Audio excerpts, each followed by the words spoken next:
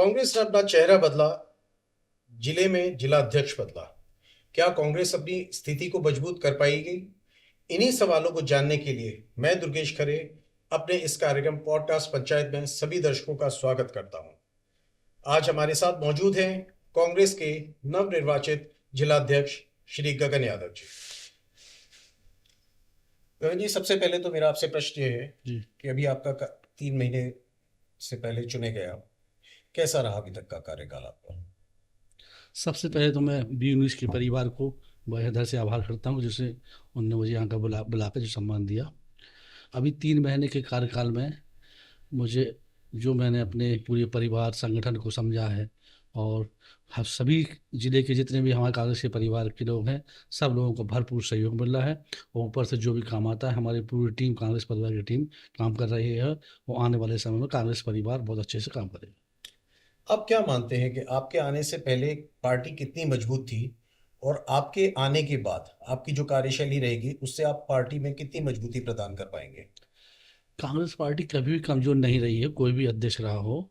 हर पूर्व जिला अध्यक्ष, सब लोगों ने अच्छा काम किया है, और उन्हीं के पूरा सहयोग से हम भी आगे बढ़ रहे हैं। सब लोगों का सहयोग से आगे बढ़ रहे हैं।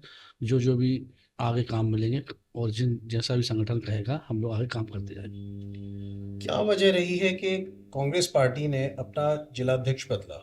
क्या इसकी वजह चुनावी हार थी, या कहीं ना कहीं किसी प्रकार की गुटबाजी नजर आती है आपको कांग्रेस में? नहीं, गुटबाजी का प्रश्न नहीं है। ये तो कुछ संगठन सृजन एक अभियान चला था, जो आदरणीय हमारे जननायक राहुल गांधी ने चलाया था, कि ये जो जितने भी जिलाध्यक्ष पूरे मध्य प्रदेश में नहीं, हर पूरे पूरे इंडिया में बन रहे हैं, संगठन सृजन के माध्यम से बन रहे हैं। राहुल गांधी जी की ये सोच थी कि हमें जिले के सबसे मजबूत नेता को कांग्रेस का जिलाध्यक्ष बनाना है, और कई भी उनके पैमाने रहे, उन्होंने अंदरूनी सर्वे कराया, उस हिसाब से पार्टी का जिलाध्यक्ष बनाया है। आप पहले भी पूर्व में काफी आपने चुनावों में काम किया है, आपने दावेदारी भी प्रस्तुत करी है। किन कारणों से आपको विधायक के पद के लिए दावेदार नहीं चुना गया? अब इसका कोई मापदंड तो है नहीं।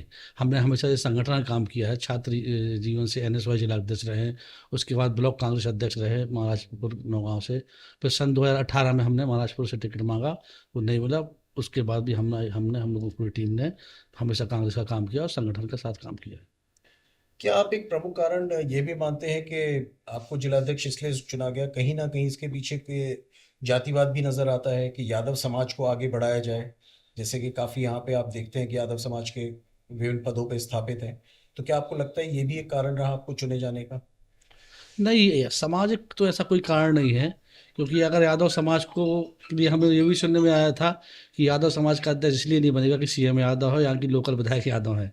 तो ये भी सुनने में आया था, पर ये सामाजिक नहीं है। उन्होंने देखा कि संगठन में कौन कब से काम कर रहा है, बहुत ईमानदारी पूरी निष्ठा लगन से संगठन का जो काम किया है, मेन सर्व पर रहा है संगठन। संगठन में जो जिसने काम किया है, पुराना अनुभव रहा है, उसी को जिलाध्यक्ष बनाया। आने वाले समय में आपके लिए क्या क्या चुनौतियां हैं? कैसे आप अपनी पार्टी को मजबूत करेंगे और एक नई आधारशिला रखेंगे?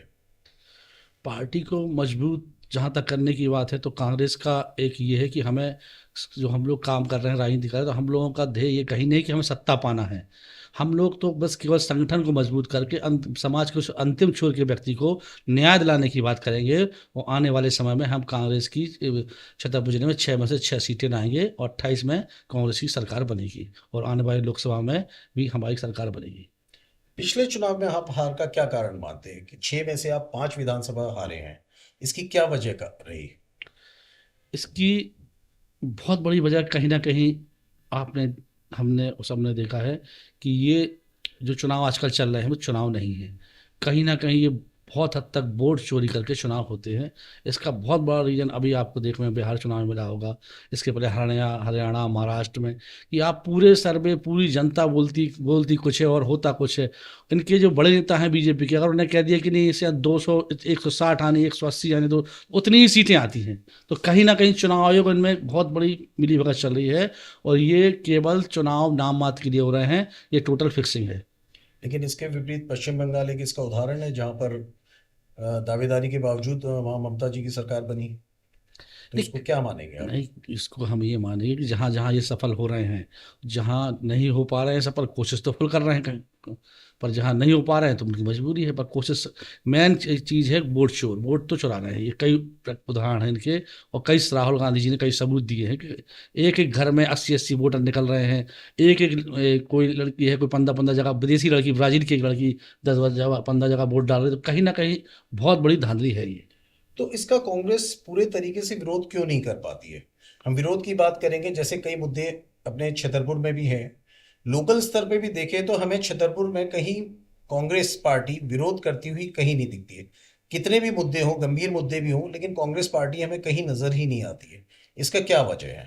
नहीं, अभी पिछले 2-3 महीने से तो जो जो भी लोकल मुद्दे हैं कांग्रेस पार्टी ने मुखर होकर उठाए हैं और उसका विरोध किया है।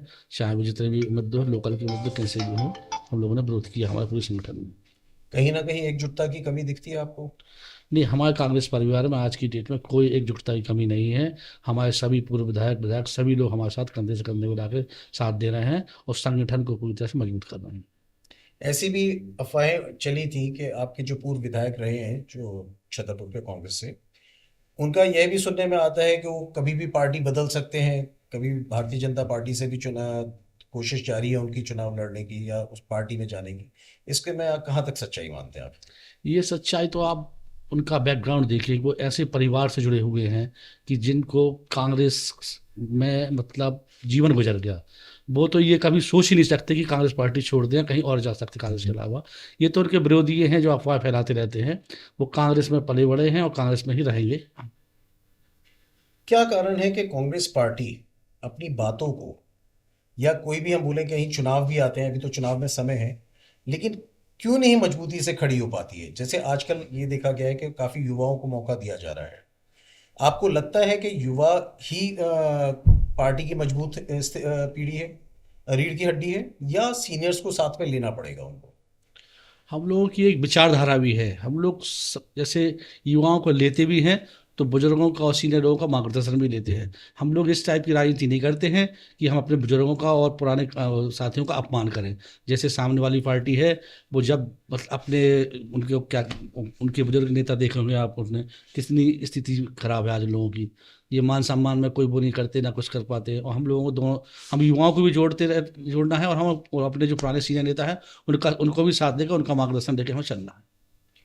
आपको लगता है कि मध्य प्रदेश में, जैसे कि एक बार पिछली बार जनता ने बदलाव चाहा था और कांग्रेस पार्टी आई भी थी, लेकिन उस बदलाव को कांग्रेस पचा नहीं पाई और फिर से भारतीय जनता पार्टी के हाथों में बागडोर दे दी उन्होंने।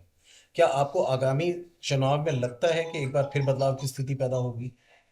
नहीं, आगामी चुनाव में बदलाव की स्थिति होगी।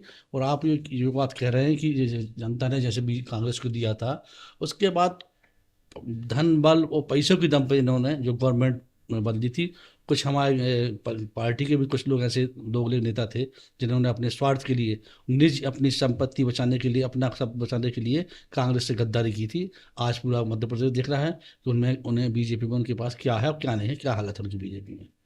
वर्तमान में छतरपुर जिले की बात करें तो आप क्या मानते हैं कि भ्रष्टाचार किस सीमा तक है?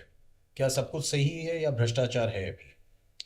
वर्तमान में छतरपुर तो ठीक है। मध्य प्रदेश में एक भी कोई ऐसा विभाग नहीं है, चाहे जो सा विभाग उठा के देख लो, सब पैसों के बिना कुछ होता नहीं है। चरम पे भ्रष्टाचार है। इतना भ्रष्टाचार तो शायद किसी ने कभी देखा नहीं हुआ। मध्य प्रदेश में बहुत ही ज़्यादा भ्रष्टाचार है। ऐसा कोई काम नहीं हो, नौकरी से लेकर ट्रांसफ़र से लेकर अवैध बालू, अवैध शराब, और भी बहुत सारे ऐसे मुद्दे हैं कि भ्रष्टाचार बहुत भयानक है यहाँ जैसे पे। आपको जानकारी सब चीज़ों की है, लेकिन कांग्रेस पार्टी इसके खिलाफ आवाज़ क्यों नहीं उठा रही है? अभी तक क्यों नहीं ऐसा कि कोई विरोध देखा गया है या कोई शक्ति प्रदर्शन देखा गया है? ऐसा क्यों नहीं करा गया? अभी हम लोग आने वाले समय में बहुत 2-3 चीज़ों पर बहुत बहुत बड़े आंदोलन करने वाले हैं। पहले अभी तो हम लोगों की पहली प्राथमिकता यह है कि हम नीचे स्तर पे अपने मंडल, सेक्टर और बूथ लेवल पे काम कर रहे हैं। हम बूथ लेवल से जब जिला तक अपना पूरा संगठन खड़े कर लेंगे, उसके बाद आपको आंदोलन देखने को मिलेंगे। और इनके भ्रष्ट जो अधिकारी हैं, चाहे कर्मचारी हों, चाहे भ्रष्ट जो भी हों, उन लोगों को समझ में आएगी कांग्रेस पार्टी क्या है। हम बतौर जिलाध्यक्ष बात करें तो जी, आप पार्टी मजबूत करने के लिए काम करेंगे, या आगामी चुनाव को देखते हुए विधायक पद की दावेदारी के लिए काम करेंगे? हमने आपसे पहले ही बताया कि हमारे परम आदरणीय राहुल गांधी जननायक जी की कभी भी एक इच्छा नहीं रही है कि हम सत्ता पाना है, हमें सत्ता नहीं पाना है। हमें केवल एक अपना संगठन खड़ा करना है और समाज के उस अंतिम पंक्ति के व्यक्ति के लिए हम लोगों को न्याय दिलाने की बात करनी है। हम लोग अपने कांग्रेस संगठन के साथ पूरा हर वर्ग के साथ काम करके सत्ता पाना हम लोगों का मतलब नहीं, हम लोगों का केवल एक समाज संविधान की रक्षा करना हम लोगों का काम है। गगन जी, आप स्टूडियो में आए, आपका बहुत बहुत धन्यवाद। धन्यवाद। पूरे बी न्यूज़ के पूरे परिवार को बहुत बहुत धन्यवाद, आपने बुलाया मुझे।